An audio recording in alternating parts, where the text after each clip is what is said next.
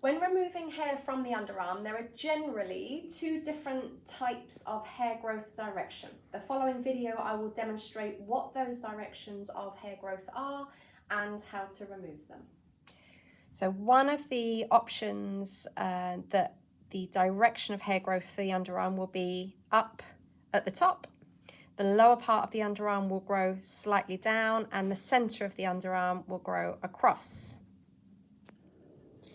The other option is very similar. So at the top of the underarm again, the hair generally always grows up. We could have the center of the underarm going down and the lower part of the hair growing up.